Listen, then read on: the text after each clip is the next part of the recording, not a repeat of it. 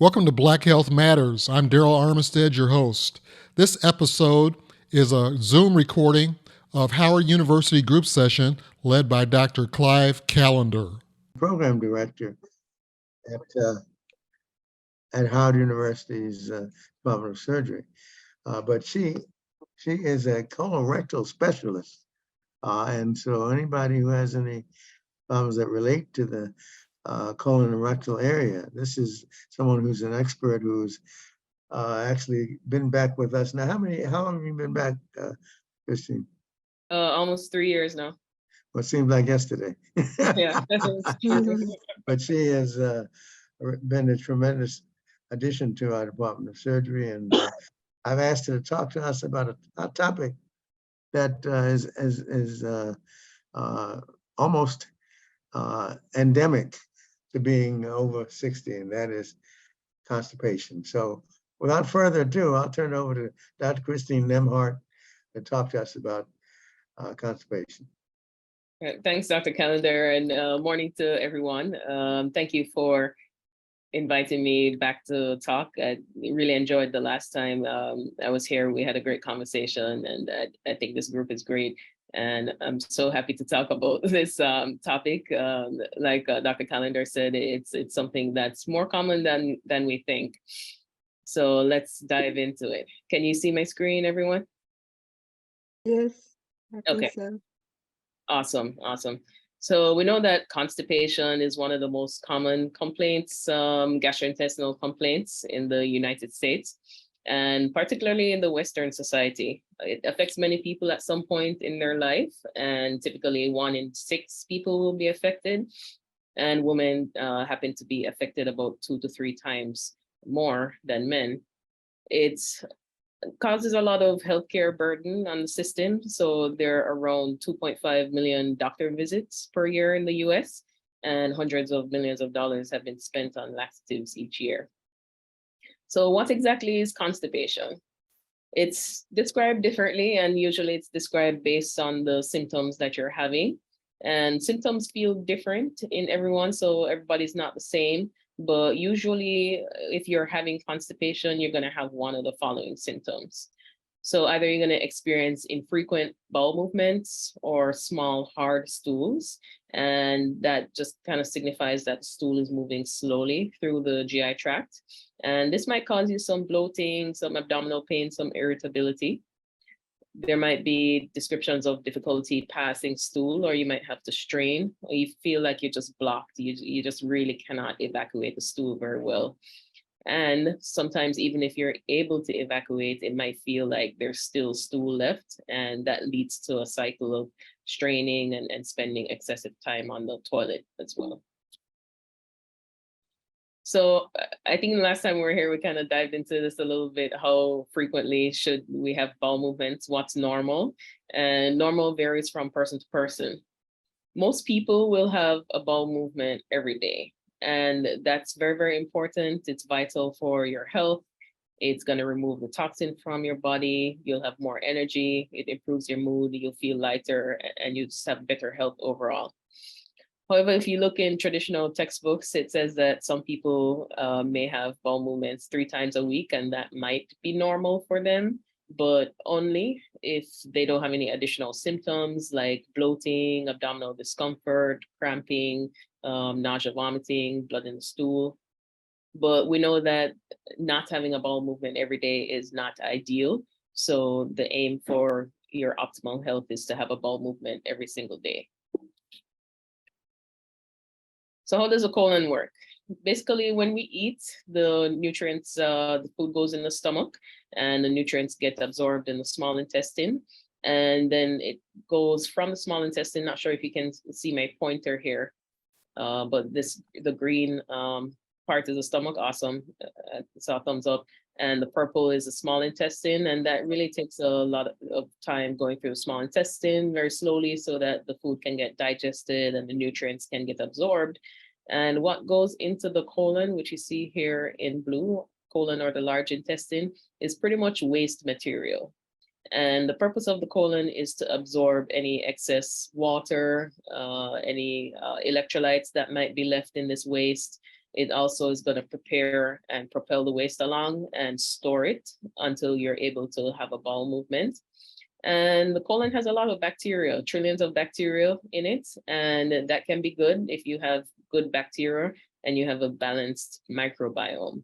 So there's healthy bacteria that helps to maintain the lining of the intestine and to help with your immunity, produce vitamins, and to prevent leaky gut. I don't know if you guys have ever heard of that term before, but that happens when there are little openings in the lining of the colon from inflammation, from just having a bad environment in the intestine, and that can allow bad bacteria and certain toxins to leak and go into the bloodstream and make you feel very unwell.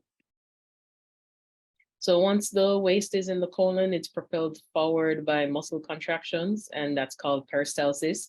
And sometimes that can take 12 to up to 48 hours for it to really travel all the way through. But we know the longer the stool stays in, the harder it is to pass. So when the stool comes into the right colon, that's where a lot of the water gets absorbed, and it moves over through the middle colon towards the left colon. And then it starts to harden and it starts to get really compacted.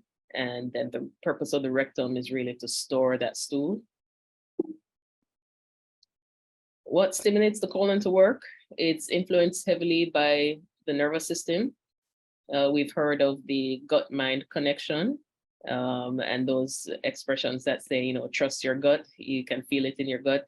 The gut really does have its own nervous system, and it's heavily affected with what's going on with you mentally as well. So if you're having a lot of stress, that can affect your GI function, and it can go both ways. It can cause you to have diarrhea, or it can cause you to have constipation. And patients who have irritable bowel syndrome, which is a type of gastrointestinal disorder that is influenced by the nervous system, they can either have constipation or diarrhea. And when there's stress and anxiety, it really triggers this. And part of taking care of those patients is controlling the underlying triggers for stress and anxiety. Other things that will stimulate the colon to push along the waste is, if you, let's say, I don't know if anybody can relate, but when you eat and your stomach gets distended, it actually triggers a reflex within the nervous system to make you want to have a bowel movement. And we call that the gastrocolic reflex.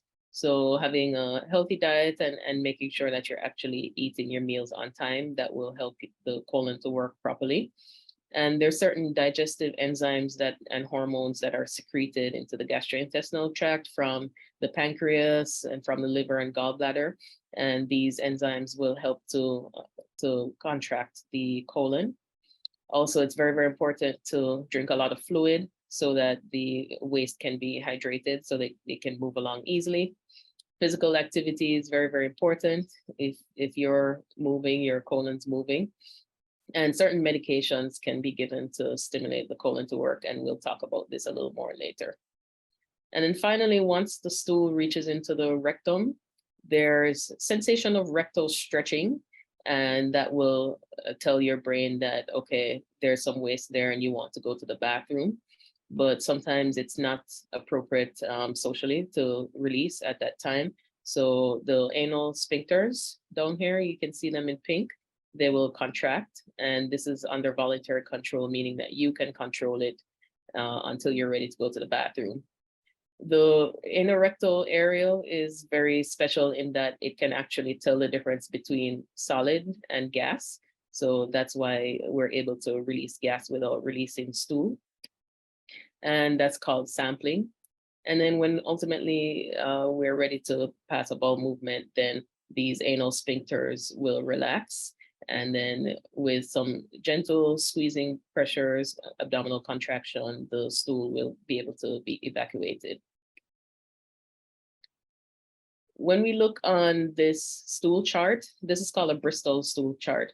So, it's not too much about or not only about how much time the stool is spending in the colon, but you also really want to look on how things look when they're coming out. So I have a lot of patients, I ask them, I'll show them this chart and I'll ask them how their stool looks, and they get either alarmed or they say, I don't really look on my stool, but I think it's a really good practice to examine your stool every day. Just have a quick look and see what type it is on the scale. And you also want to look for other things like blood in the stool, or if the stool is floating, or if there are any like mucus or anything abnormal in it. So when you look on this scale, normal is pretty much going to be between type 3 to type 5, and it's normal for your stool to look different from day to day. But what you don't want is this type 1 and type 2 stool where things that indicates constipation. So type 1 looks like these kind of rabbit pellets, and you definitely don't want to see that, these hard, lumpy, small stools. That's very constipated. But if they're lumpy and they kind of stick together, a little sausage-like, that might signify mild constipation. Normal stool should have good girth to it. It should be soft and smooth, and you shouldn't have any straining to evacuate it. And then the stool chart also shows us the other end of the spectrum with diarrhea, with mushy and liquid stools. So chronic constipation, the definition varies, but usually if you have more than 2 of these following symptoms for at least 12 weeks, you have chronic constipation. So if you have any straining with bowel movements, if you're passing any of those hard or lumpy stools that I just showed you, if you feel like you're not completely emptying after you have a bowel movement, if you feel like you're trying to have a bowel movement and there's some blockage, it's just not coming out. Some people actually have to do manual maneuvers to aid the bowel movement, whether it's bracing on the abdomen or certain positional changes, or some people even have to manually extract the stool. And if you're having less than 3 bowel movements a week, this is chronic constipation. So what's really causing the constipation? The most common cause of constipation is going to be diet issues. So diet that is low in fiber, and fiber is really very, very important to bulk the stool and to really stimulate that peristalsis and contraction that I showed you before. If you have a diet that's heavy in processed food, a lot of fast foods, foods that are preserved and stored with all these preservatives, very sugary foods. Dairy is also a huge one. Your cheese, your milks, anything with wheat or gluten in it, that can trigger your constipation. We know that red meat takes a longer time to digest. It's going to spend longer in the intestine. And as we said before, the longer the waste spends there, the harder it's going to be to get it out. And we discussed the gastrocolic reflex before. So if you're not eating as much or on time, that's going to cause a problem. Another cause of constipation is dehydration. So as the colon absorbs more water, the stool becomes harder and harder to pass. So you definitely want to have a good amount of water, and we'll discuss how to do each of these soon. Lack of exercise slows down your digestive system, and there are certain hormonal changes that can cause constipation. So women who are pregnant have more progesterone circulating, and that leads to constipation. But also, women can have cyclical constipation. So the luteal phase of the menstrual cycle, that's right before periods, that can trigger constipation as well because of progesterone. Other causes include certain medications. So opioids, which is a pain medication, that definitely affects the GI tract. Certain antacids, especially antacids that contain calcium, certain antidepressants. And there's certain medical conditions, such as kidney failures. These patients may have issues with fluid and electrolyte restrictions. Patients with irritable bowel syndrome that we discussed before.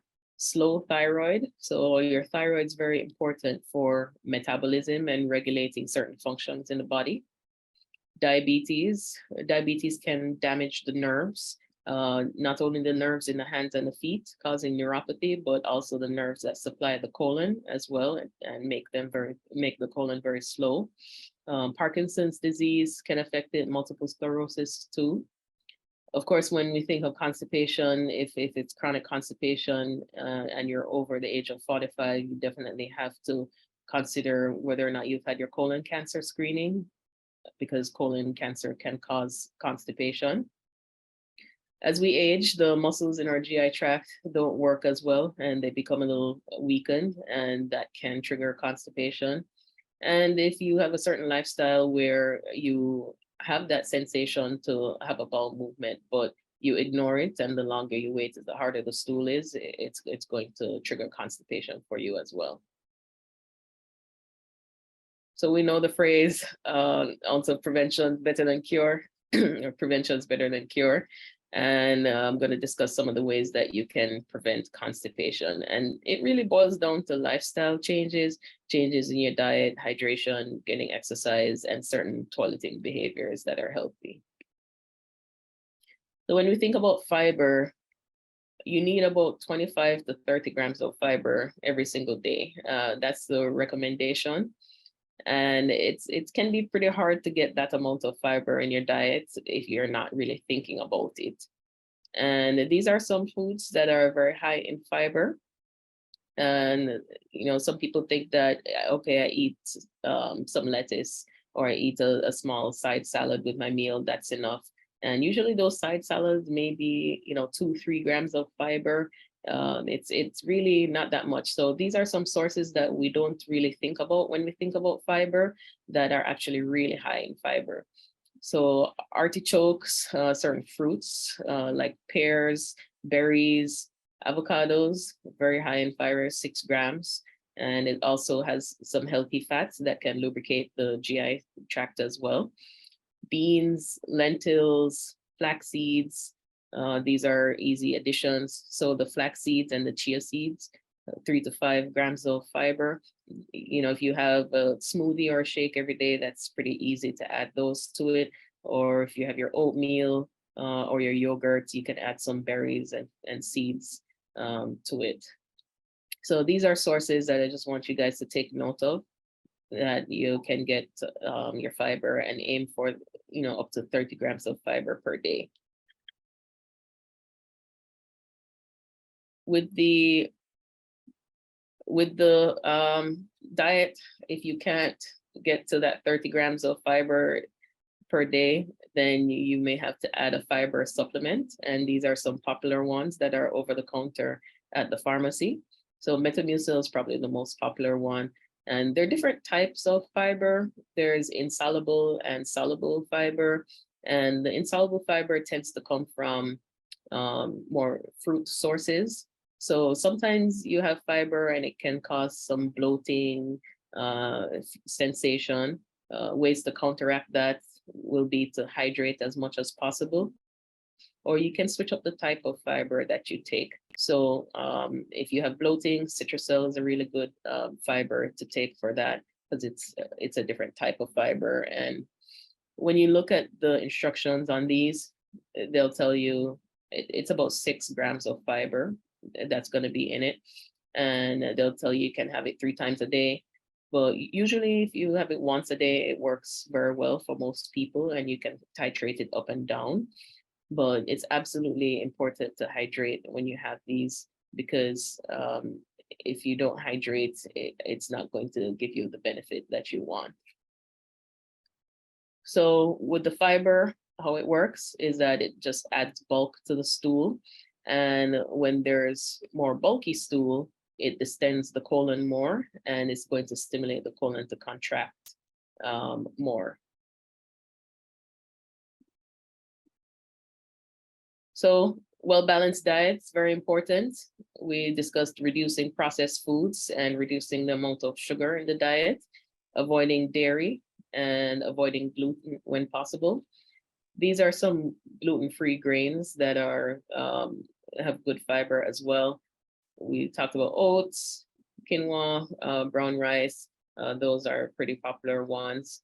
And gluten insensitivity can be a huge issue within the population and trigger things such as celiac disease, which will cause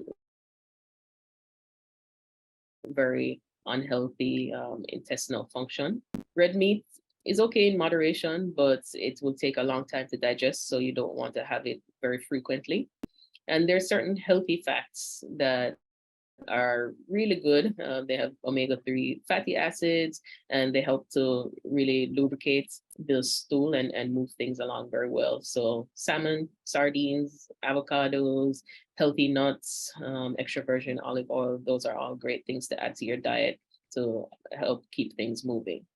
There are also certain supplements, and I think a lot of people don't think about these supplements: magnesium, vitamin C, and potassium.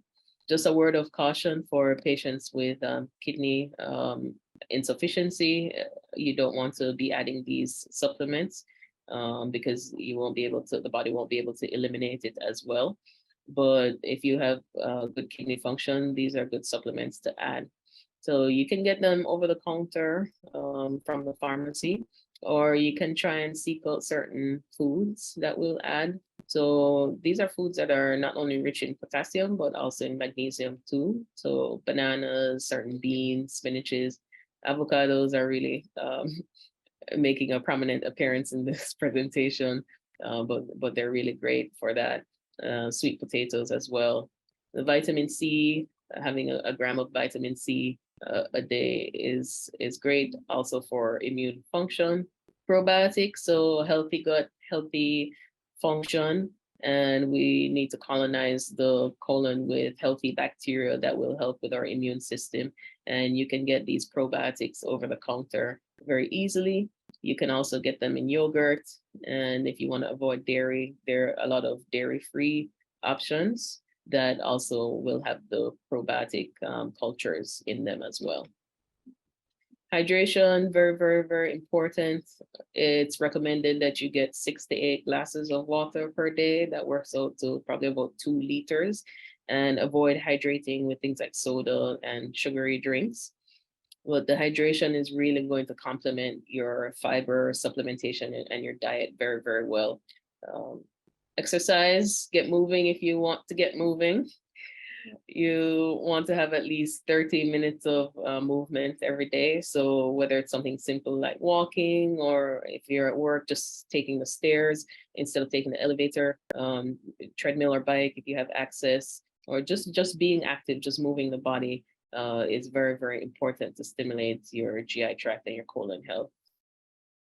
When you're toileting, there's certain maneuvers that are more natural than others, especially if you feel like you don't evacuate completely, or if you feel a little obstructed or you have difficulty. So if you look on this diagram, this is how the rectum comes down towards the anus. This is how it is at rest. So there is a muscle called the puborectalis muscle that's part of the pelvic floor muscle, and it's usually contracted in the sitting position. But when you want to defecate, you want to be able to release the stool and straighten that angle. So if you are more in a squatting position, and I think our ancestors probably had less GI problems because squatting was more prevalent then, but that's a more natural position to actually defecate in. When you're squatting, that will actually cause that muscle to relax as the pelvic floor descends and relaxes, and straighten out the rectum and make it easier for the stool to pass out. So one way that you can simulate a squatting position is to get a stool and put underneath the toilet, so the legs are elevated and you get that squatting position. You definitely don't want to be on the toilet straining, because if you keep straining, it's going to cause some learned behavior, and then you start relying on straining to have bowel movements, and that can lead to a lack of coordination of the muscles. And we're going to talk a little bit about coordination and the treatments for that a little later, but you don't want to get into bad habits that are not natural. And of course, don't spend excessive amount of time on the toilet reading or texting.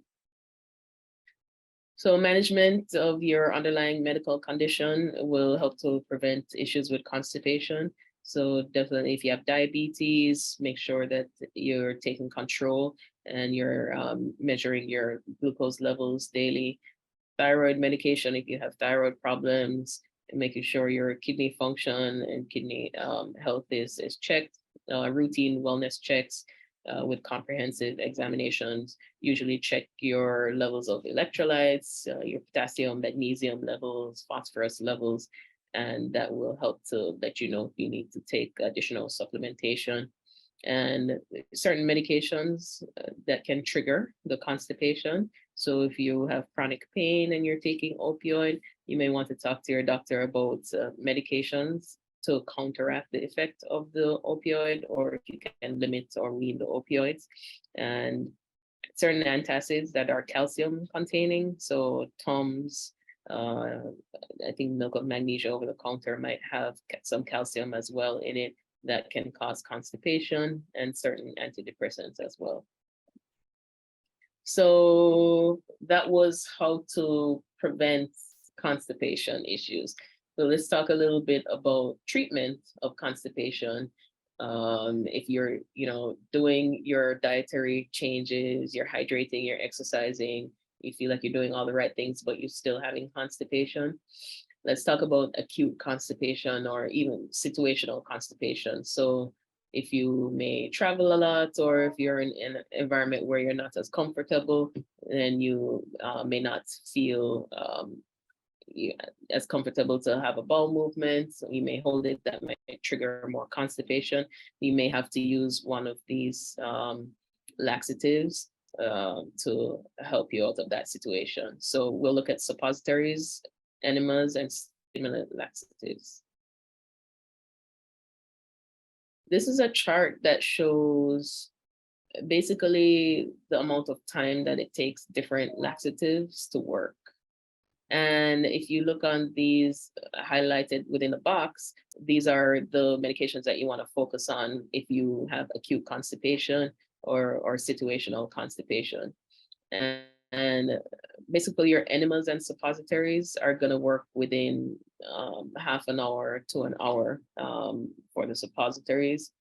There are certain laxatives like magnesium citrate that can work within 8 hours. Lubricant laxatives like the mineral oil that basically just lubricate the stool may take up to 8 hours.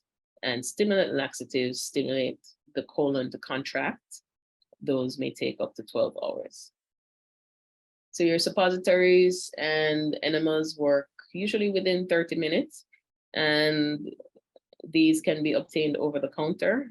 Just make sure that you wash your hands, and they can be inserted lubricated, and usually inserted with yourself in a side position. And basically that suppository will take up to 30 minutes to work. The enemas, there are different types of enemas. So you can get a saline enema, which is basically salt water enema, or a fleet sodium phosphate enema. Just be careful if you do not have good renal function to avoid the fleet sodium phosphate enemas. And there are also mineral oil enemas that you can use. These, you don't really want to use them long term. I think of them more as kind of rescue strategies, because they might cause trauma if you're not gentle, but just, the mechanics of inserting a tube into the rectum may cause some trauma there. When you use enemas, you can use them in different positions. You can be lying on your side, or you can be in a face down position, resting on your knees and your elbows. Again, make sure we practice good hand hygiene, and you're gonna basically take off the cap and then squeeze the fluid into the rectum and try and hold the fluid as long as possible. And usually if you can hold it for 15 to 30 minutes, that's a good time for it to work. how it works is it basically distends the rectum and it stimulates those nerves that we had discussed before. Stimulant laxatives can be obtained over the counter. So those are going to be either Senokot, so anything that contains Seno is definitely a stimulant, or Bisacodil or Dulcolax. And these are good to work within 6 to 12 hours, but just be careful with them because they can be habit forming. You don't want to use them long term, every single day long term, because the colon becomes reliant on the stimulant or the stimulation from this medication. And if you stop using it, then it kind of causes a rebound effect of just slowing the colon in general.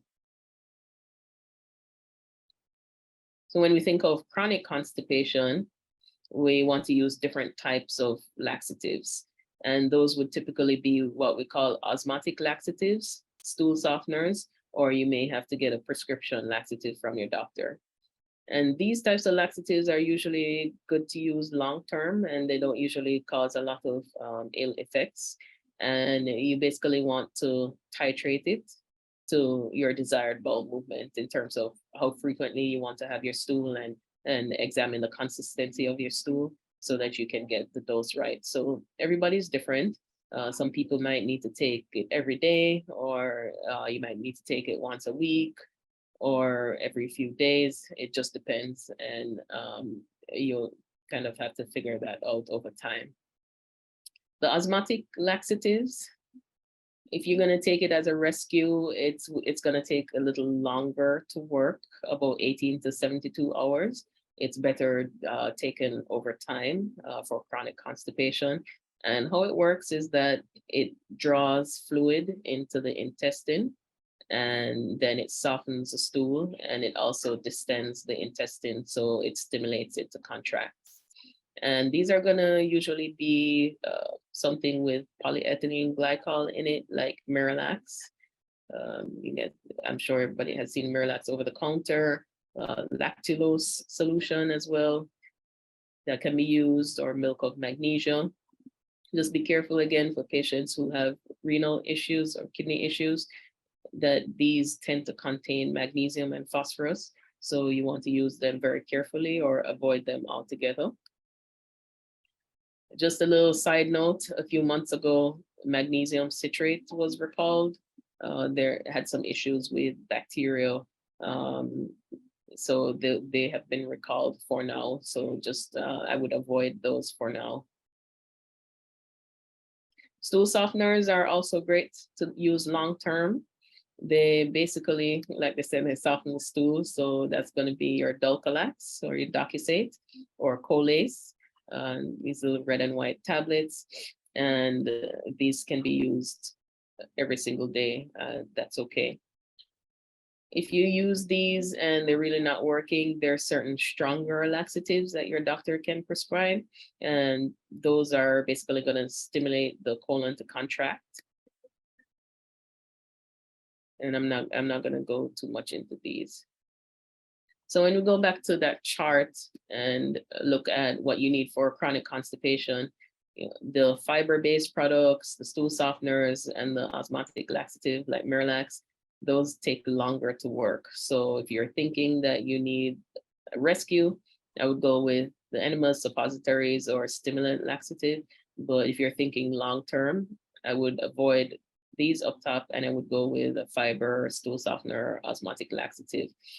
They do take a little longer to work, but again, it's going to be about figuring out the regimen that works for you. So when should you be concerned about the constipation? If you're having severe or persistent symptoms, then that's a concern.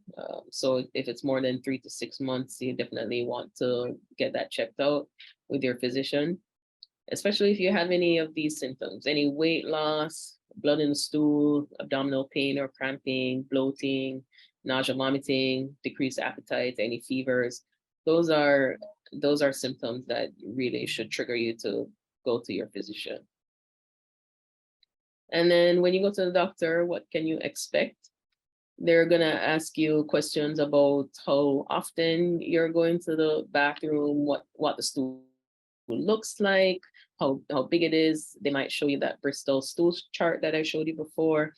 They'll ask if you're having any difficulty with straining, any of the alarm symptoms that we mentioned here, the blood or weight loss, abdominal pain.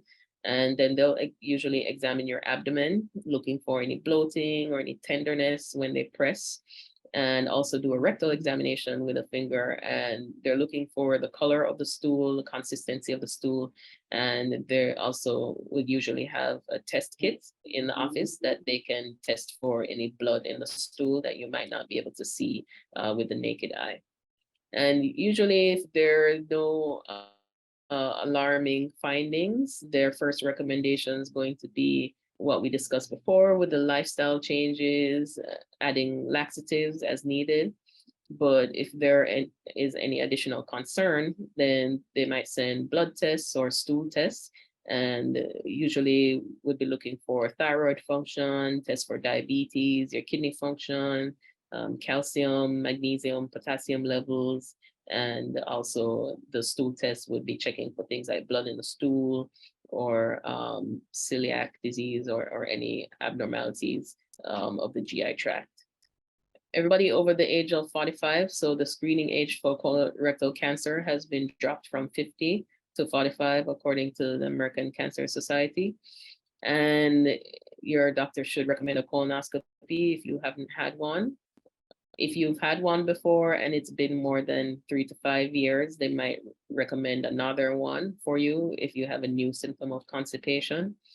Because we know that if there's a tumor in the colon, it can cause blockage, and that can feel like constipation. And the colonoscopy is an in and out procedure. You'll be getting sedation for your comfort. And usually what happens while you're sedated is that you lie on your side, and there's a flexible tube with a camera on the tip that's inserted into the anus, and it will go through the entire colon, looking for any masses or any polyps that can grow into cancer. This usually will require a large amount of laxative to prepare the colon so that the doctor is able to see the lining of the colon well.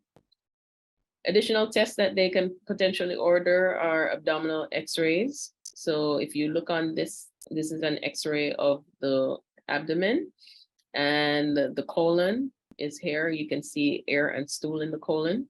This is the right side of the colon, patient's right, and this is the patient's left colon, and down into the rectum. And a 6-marker study is where they'll give you this capsule with these little metallic rings in them, and you swallow the capsule, and they take a x-ray after you swallow the capsule just to document that it's swallowed. And then they take another x-ray the next day, and then another x-ray at day 3 and day 5. And they're basically looking to see how many of the capsules move throughout the GI tract. So if at day 5, this x-ray is done and it shows the capsules all throughout the colon, that means that you have a slow transit colon. So your colon motility is not very good. The colon's not working as it should. If you see the capsules have moved towards the rectum and most of them are just stuck in the rectum, it means that you have a problem with evacuating the stool. So your evacuation coordination might not be what it should be.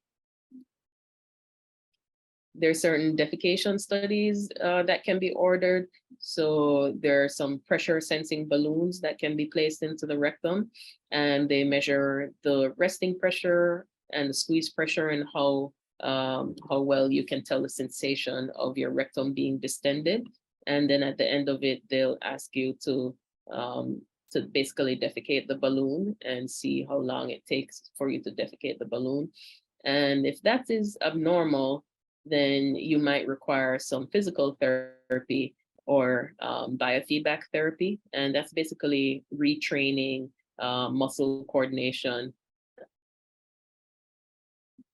Sorry, can you guys still hear me? Yes. Okay, good. Something popped up on my screen about the internet. Okay. Yeah, so basically this is retraining your muscle coordination and how to defecate effectively.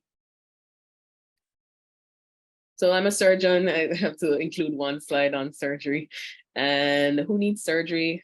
Basically, if you have colon cancer, definitely need surgery to remove the part of the colon that has the cancer in it and put the colon back together.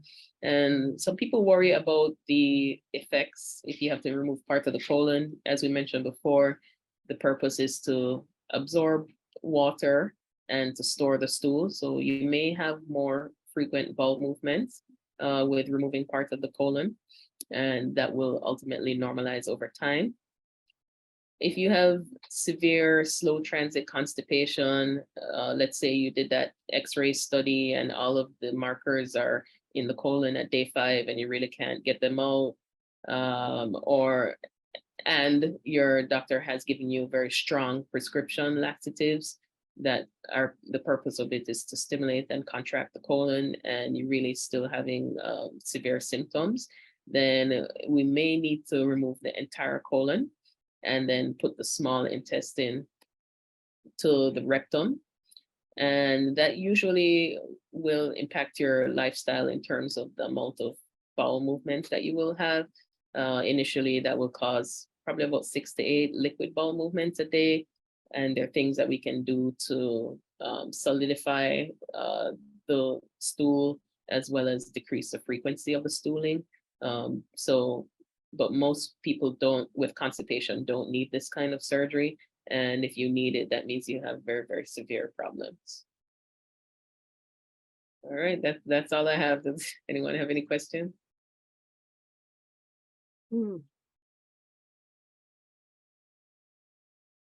I've got a question, Doctor. Thank you so much. That's an awesome presentation. I learned a lot. I take yoga, and one of the suggestions from the instructor is to concentrate on your what is it, the floor, the pelvic floor muscles, and I think you mentioned that as well. Maybe talk a little bit about that, because when she was saying that, I had really no idea what she was talking about. Yeah, for sure. And, that's what the physical therapists really help with. But in general, I think it starts with the position. So we were describing elevating the legs. And so when you elevate the legs, that actually will relax the pelvic floor. That's the first thing that's going to cause pelvic floor to descend and relax. And then you basically want to mentally relax as well. And once you're mentally relaxed, then you there's a little bit of abdominal contraction that happens too, to kind of expel the stool. Those are the maneuvers that I'm pretty much familiar with. But sometimes I think maybe she was saying if you concentrate on the muscles in that area, just making sure that you're not tensing them and that you're just kind of relaxed and calm. And I definitely will always continue to advocate for that squatting position. That will always help. Thank you. Yeah. One more question about gluten. I hear, all this, a lot of people, I guess, are sensitive to it. I had no idea. What is gluten anyway? Yeah, that's a good question. It's a type of wheat, and it stimulates, in some people, a very intense inflammatory reaction that can destroy the lining of the intestine and cause, those bacteria to leak into the bloodstream and cause immune dysfunction. Basically, I think, to me, it seems like one of those things that are just not good for your health, kind of like high fructose corn syrup is not great for your health. That's what I know about it. Yeah. But so back to your first question with the physical therapy that I was describing, the balloons that we put in the rectum to measure the sensation. And when we actually have you expel the balloon, it gives information on which muscles are contracting at what time during the defecation. And the physical therapist can actually give you feedback to tell you how to relax those muscles better and when to squeeze, things like that, if that makes sense. But usually that's for people who we've identified as having dysregulation between the way the neurons are firing and the way the muscles are relaxing. If there are no other questions, I I have a have a question question. about what are hemorrhoids? Yeah, so hemorrhoids are blood vessels in the anal canal, and everybody's got hemorrhoids, and they're actually these normal anal cushions that help to keep air and stool in the anus. But when you have issues with low fiber and constipation and straining over time, it will make the blood vessels swell up, and they're like varicose veins in the anus. And typically, if you continue to have constipation issues, straining issues, they'll get bigger and bigger over time. And what they can do is they can bleed, or they can kind of drop in and out of the anus, or they can cause a lot of discomfort when you're trying to have a bowel movement. So usually for hemorrhoids, the first thing that we recommend is a high fiber diet to try and soften the stool and decrease the irritants. And you can also use certain over-the-counter like preparation H. Can you guys still hear me? I think. Yeah. Yes. Okay. I have a question. Uh-huh. Hi, I'm Carol Tatum. How are you doing? Good. How are Fantastic, you, Carol? fantastic presentation. I just have a question about emptying your bowels. Should you do it every day? I notice young children and babies, and some of my grandchildren, I forgot about those days. It looked like so much came out of them, or they might actually clog the toilet, and me just a little bit. And then every once in a blue moon, there's something real long might come out, and it'll shock me. But then other than that, no. So what should we, and I've seen commercials that you're supposed to cleanse your bowels or empty it. And I never thought they were supposed to be completely empty. Could you address that? Are your bowels Yeah.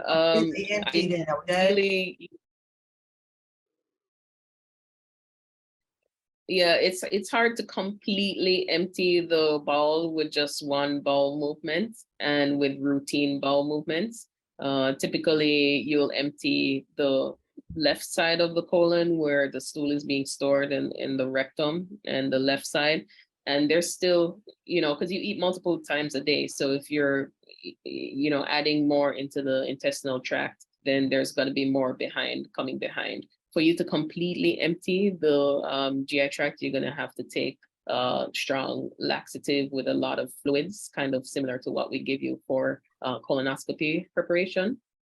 And for kids, they tend to, their GI tract is still growing. They have different microbiome. And also, as we age, the colon becomes more, or it moves less, like the muscles don't work as well as kids. I think they'll tend to go more frequently than adults. Thank you. I have another Oh, you're question, welcome. Dr. Nembhard. The quality of the stool. So previously I had like Yeah. larger floating stool, and now I have smaller, more than normally, more than usual. I'd have the sinking smaller stool. What could be happening there? Okay, so the internet was breaking up a little bit. If I heard you correctly, you said you had large stools before that you felt were normal size, but lately you've been having smaller size stools, but you've been pooping more often. Yes, Okay, and floating. The larger ones had a tendency to float, and I'd be real happy about float. that. Okay, yeah. All right. Well, the stool consistency can change over time, but the number one thing that usually changes it is what's going on with your diet. So I would kind of look at that first to see if there were any changes that you had made that may have kind of triggered that. But also I would consider, have you had a colonoscopy recently? And aging is going to also change the quality of the stool. In terms of the stool bloating, there are certain things like pancreas problems with pancreas not functioning as well and not being able to break down the fats that we eat in the in your diet. So we know that fat and water don't really mix as well. So when you stool and the fat tends to float, it might make the stool float more and look more greasy. So I would circle back with your primary care for, just check out the last time you've had a colonoscopy and last time you've had a comprehensive. And those are things that can change. But also, the first thing is to just look at your diet. So you might want to keep like a diary for like a week of what you've eaten and how the stool looked based on that Bristol stool scale. So you can actually Google the Bristol stool scale and write down, or you can just write down a description of what you think the stool looks like and see what types of food might cause changes in the consistency of the stool or the size of the stool. Because it might be something as simple as that.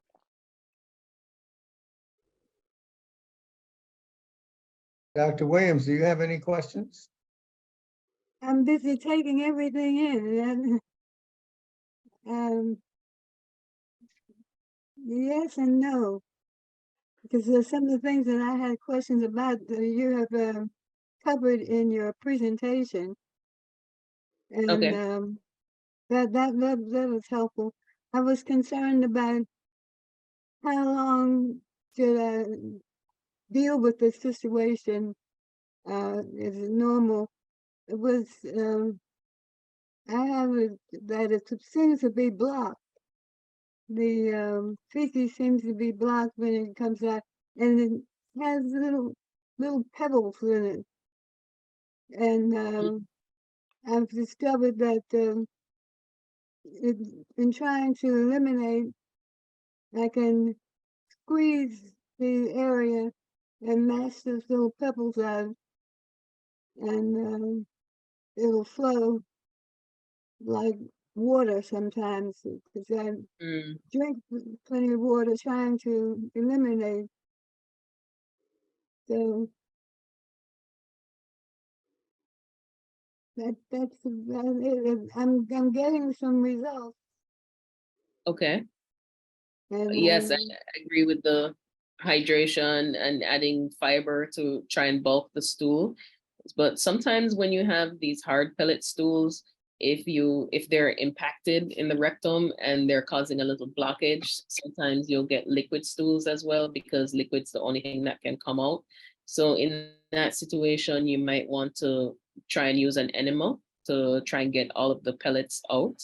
And if you find that that keeps recurrently happening to you, despite you adding more fluids and more fiber in your diet, all the dietary lifestyle changes we discussed before, then you might want to use an enema maybe like once a week, just to make sure that the blockage gets cleared. oh, I do have one question that has been concerning me. When do you take the laxative? That is at bedtime or in the morning? Because it seems to me, if you take it at bedtime, it Yeah. doesn't do anything. It just lies there. But when you take a laxative in the morning, then you are moving around, and the laxative Right. is moving around. So when is the best time to take a Well, Dr. laxative? Williams, you said it perfectly. I think the movement, if you take the laxative in the morning, combined with your movement and you're active, and your body just having a signal of activity, that should work much better than if you take it at night and go to sleep and your body is in rest mode. Good. Thank you. You Yeah. also mentioned that you also felt there was something blocking the elimination of the stool. You want to clarify that to Dr. Nembhard? It was like as if you had a pipe and little pellets go through, and they get to the end of the pipe, but they don't come out. They just stay there. Mhm. What can what I have discovered, if I use my hand at the area where it comes out and mash those little pellets, Yeah. it seems to work a little better. But Well, you might also need a physical exam, just to make sure that there's no masses there. But sometimes in women, especially with age, there might be something called a rectocele, which is basically where the rectum bulges into the vagina, kind of like that. And then stool can get trapped in that little bulge or the sac inside, and it doesn't come out as well. So if you have a rectocele, things can get trapped. And some people actually need to put their finger in the vagina to push the stool out of that sac. So I would recommend, all the dietary lifestyle changes we discussed, the positional changes with the stool, and getting a physical exam with your doctor as well. I have had the cleaning out physically with the doctor used the finger to get into the area and Oh bring yeah, that. to pull the stool out. Yes. Yeah. And Okay. most of it came out, but there was some that was left there. Mm-hmm. And they used an enema. Animals. Yeah. But I eat again. Do you mean I'm going to have to go through all this procedure when I eat? So I'm getting so I don't want to eat anymore. Well, this And is it gets coming down worse.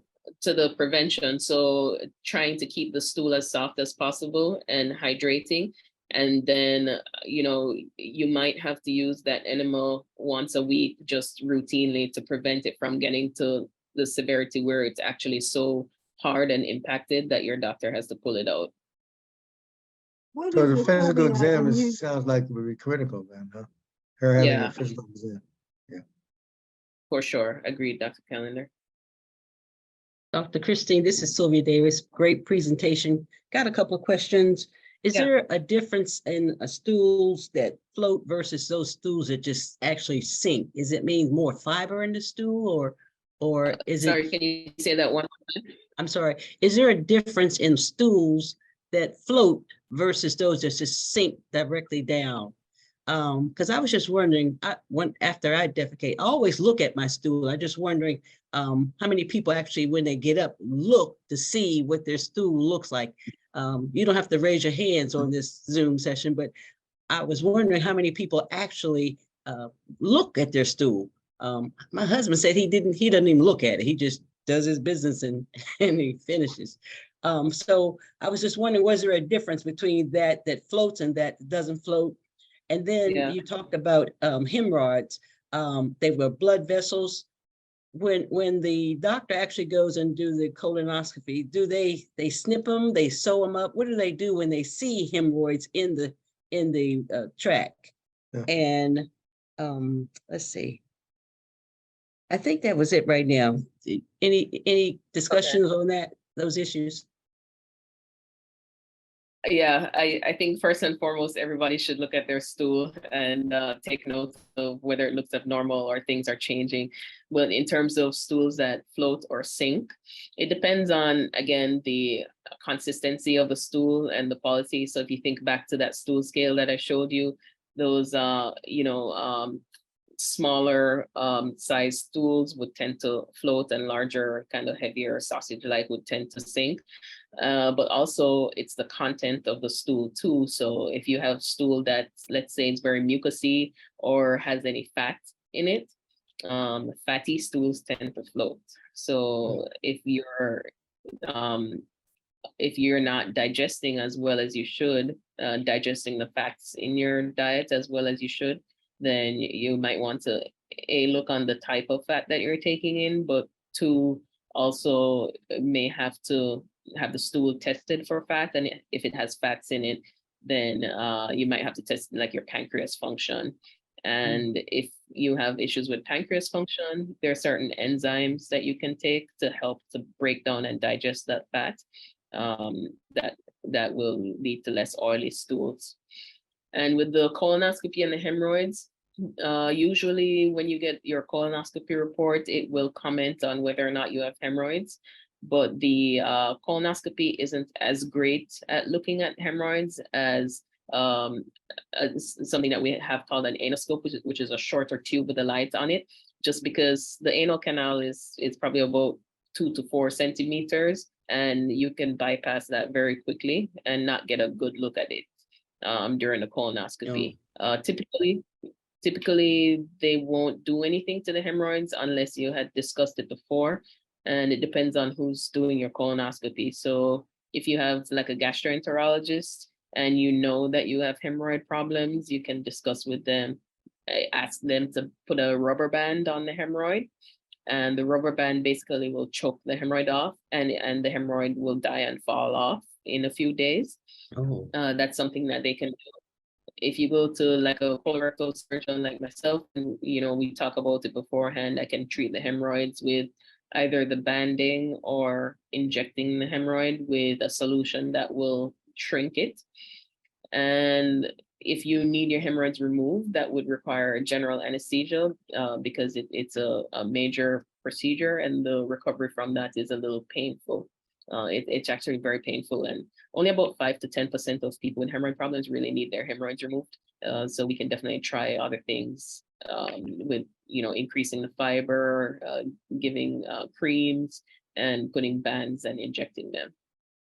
okay. One last question. What does one do who is on the commode and they are so impacted that, it's the stool is just there and they cannot seem to move, and it's like I can't even walk around because I will feel that stool. What happens? What can one do to release it at that moment where they're on the toilet and they actually just can't move that impact? I would recommend using a suppository or an enema in that situation. Even if the stool is in the way? What do you mean in the way? Meaning I know my daughter said at one time, I'm constipated and it's right there. The stool is right there and I can't seem to get it past, can't get it released. You can actually take your finger and disinfect yourself, because that's what Dr. Nembhard would do if she were the doctor and you were impacted. Because what you're talking about is that you're impacted, and that's one of the procedures that we don't particularly love to do, but it's very thrilling in the sense that after you disinfect them, they're very grateful and appreciative. So that's, what about that, Dr. Nembhard? I don't routinely encourage people to disinfect themselves unless they, kind of do it correctly, and we've discussed it. Just because it can cause trauma, and one of the traumas that it can cause is something called the anal fissure, which is a tear in the anal canal, and those can be hard to heal. So, as long as you're gentle, use lubrication, and you're able to feel the stool, you can extract it. That's fine. But I would supplement that with an enema or a suppository to just kind of get the rest of, because it's really hard to get everything that's in the rectum with your finger.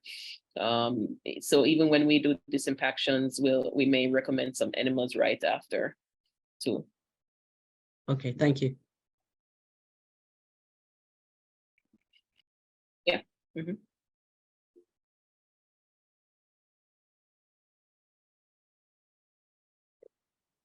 Mr. Tatum, did you have a question? John Tatum? Okay.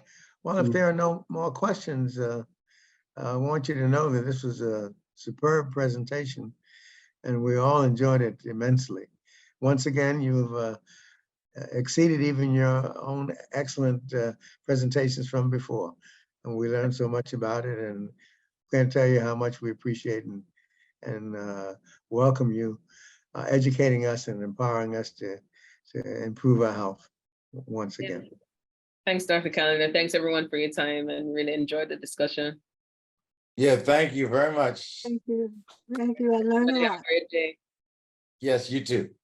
All right. Thanks. Bye. Okay, so you all have a nice weekend and we'll see you all next week. Thank you very Okay. much. Have a good Bye. day, everyone. Okay. Good seeing you, Rochelle. A good thing. Thanks, Dr. Williams, for joining us again. And I appreciate the invitation. Thank you.